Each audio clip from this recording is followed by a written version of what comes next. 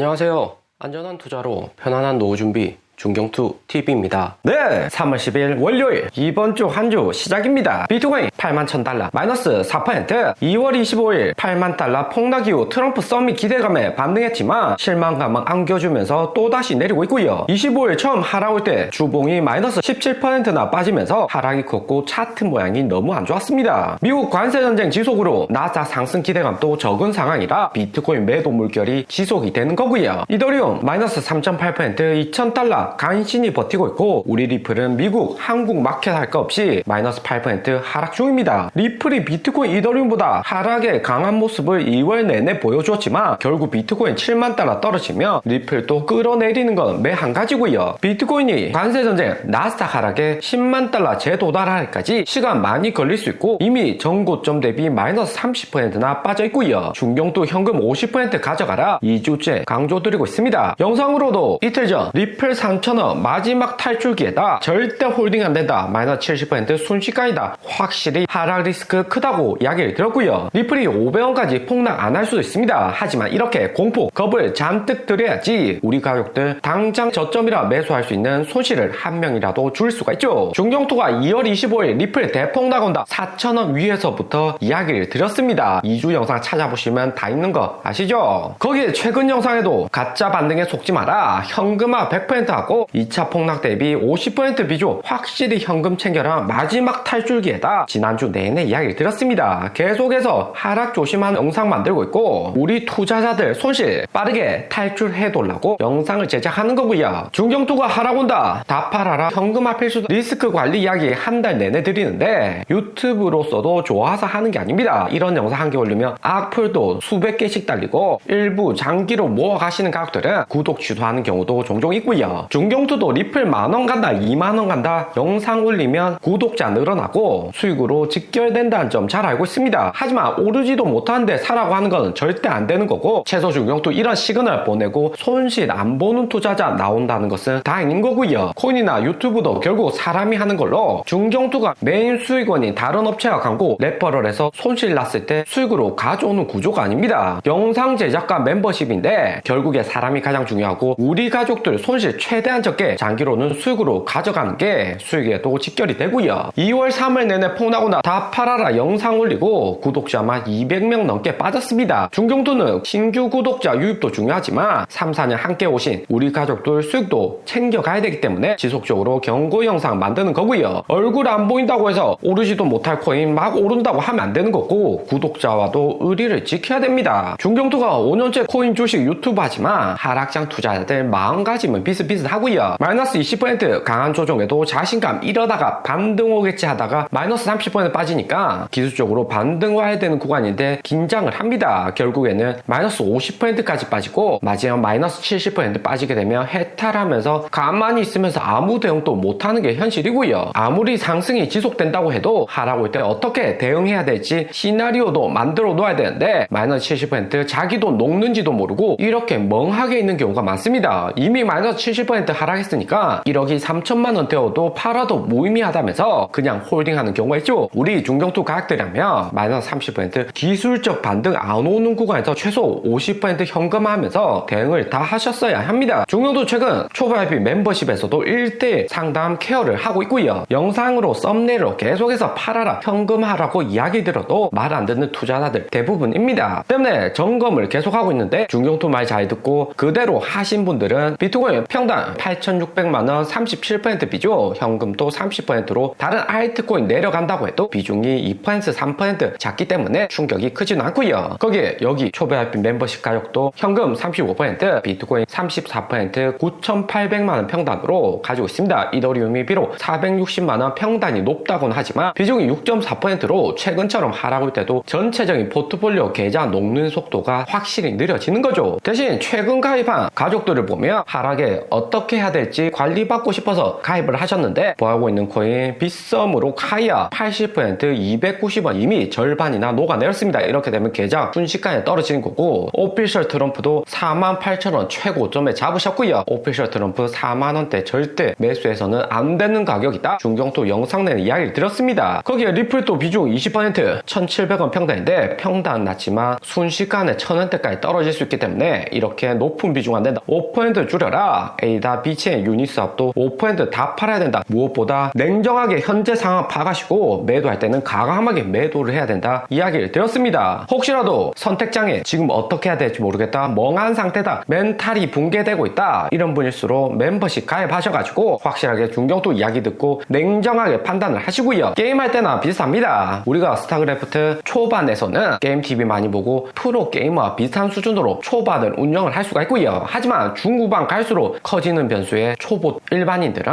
어떻게 해야 될지 모르고 현재 상황 내가 지고 있는 건지 운영이 잘 되고 있는 건지도 모르는 경우가 많습니다. 이럴 때일수록 중경투하고 함께 하시면서 멘탈 잡고 어떻게 해야 되는지 현재 상황에서 냉정하게 시장을 바라보시고요. 이러다 오르겠지 생각하다가 마이너스 50%가 아니라 마이너스 70%, 22년에는 마이너스 90%까지 대폭락 온 적이 있습니다. 지난주 나스닥만 봐도 엔비디아, 테슬라도 마이너스 9%, 10% 하락했고 좌우로 오르던 월마트, 코스코도 마이너스 6%, 마이너스 8%이고요. 트럼프가 새벽 동안 단기 어려움 감수해야 된다. 미국 경제는 개편 중이기 때문에 주가 하락해도 버텨야 된다. 관세 전쟁 밀어붙이라고 강조하고 있습니다. 트럼프의 의기가 꺾여야 되는데 1월 임기 이후 임기 100일차 되는 4월까지는 트럼프의 이런 제살 깎아먹기식 관세 전쟁은 지속될 듯 하고요. 4월 2일에는 한국, 일본에도 상호 관세 부과한다고 하고 시간 지나면 지난 중국처럼 10+10으로 더 오를 수 있다. 강력하게 경고를 하고 있습니다. 미국 경제가 이런 상황이니까 비트코인 10만 달러 단기엔 너무 어렵겠다. 비트코인 못 오르면 리플, 에이다, 솔라나도 올라봤자 약간 반등이 또 떨어질 수 있다. 시장에서 우려가 큰 거죠. 그리고 새벽 속보로 미국 언론사 비트 매거진 단독으로 트럼프가 리플 청산에 행정명령 사인을 했다. 루머가 나오고 있습니다. 무엇보다 트럼프 비트코인만 집중적으로 모아가기 위해서 리플이나 알트코인 다 팔고 비트코인에 집중하겠다는 루머인 거고요. 하지만 정말 트럼프가 이렇게 승인했을 리는 없는 것 같고, 무엇보다 최근 리플 가격 하락에 투자자들 공포심리 더 키운 하락장 기름 붓기 뉴스다 생각이 들고요. 하지만 이런 뉴스가 하락장에서 투자자들 많이 봅니다. 그만큼 투심이 약화가 되어 있다는 거고, 특히나 리플 가격 2달러 워낙 2,900원 무너지는 순간 큰 폭의 하락 나올 수도 있기 때문에 미리미리 리스크 대비를 하셔야 되고요. 이런 루머 나온 메인 이유는 지난 크립토 서밋에서 비트코인 40만 개 보유하고 있는 마이클 셀러, 코인베스 CEO 암스트롱, 크라켄 공동 CEO까지 거래소나 비트코인 많이 들고 있는 세력은 참가했지만 리플사 운영하는 갈링하우스 CEO는 참여를 안 했습니다. 갈링하우스 안 왔다는 것은 코인 업계에서도 의미하는 바가 상당히 크고요. 체인링크 창업자만 참가했고 리플 CEO는 얼굴을 안 내비쳤죠. 그리고 앞으로 다가올 충격은 3월 2일 미국 인플레이션율 CPI 발표입니다. 컨센서스 보면 2.9%로 전달 3%보다 내릴 것이라는 전망이지만 전달에도 보면 컨센서스 2.9%였는데 실제치는 3% 약간 높게 났고요. 12월 크리스마스라서 1월 물가 높게 나온 걸 수도 있는데 2월에는 큰 이벤트도 없는데 물가가 더 상승하게 되면 관세 전쟁으로 인해서 월마트, 코스코 이미 가격 올리기 시작했고, 연준 파월 의장도 3월 19일 FOMC에서 금리 인하 당장에 하기는 쉽지가 않다. 올해 최소 2번 금리 인하 예상을 하고 있는데 한 번으로 줄어들 수 있다. 이런 공포 심리를 키울 수 있습니다. 19일 발표된 연준 금리 결정에서는 파월 의장 인터뷰뿐만 아니라 3월, 6월, 9월, 12월 석 달 만에 한 번씩 발표되는 연준위원 19명 점도표도 동시에 공개되기 때문에 좀 더 확실하게 미국 경제 전망을 확인할 수가 있고요. 3월 8일 파월 의장 인터뷰에서는 미국 경제 여전히 튼튼하다. 트럼프의 관세 전쟁 불확실성은 있지만 예상대로 금리 인하할 것이라고 당장의 시장 달래주기는 했습니다. 하지만 파월 의장도 데이터 중시하는 인물이기 때문에 작년 9월부터 계단식으로 계속해서 오르는 물가를 잡으려면 금리 인하 당장에 논하기는 쉽지 않은 상황이다. 코인도 추가 하락으로 이어질 수 있는 데이터가 발표가 됩니다. 만약에 2.9% 이상으로 3월 12일 물가 나오게 되면 시장의 충격은 더욱 커질 수 있다 생각해 두셔야 되고요. 오늘의 영상은 여기까지입니다. 좀 더 디테일한 투자 정보가 필요하신 분들은 커뮤니티로도 자료가 공유되니까 멤버십 가입과 구독 부탁드립니다. 감사합니다.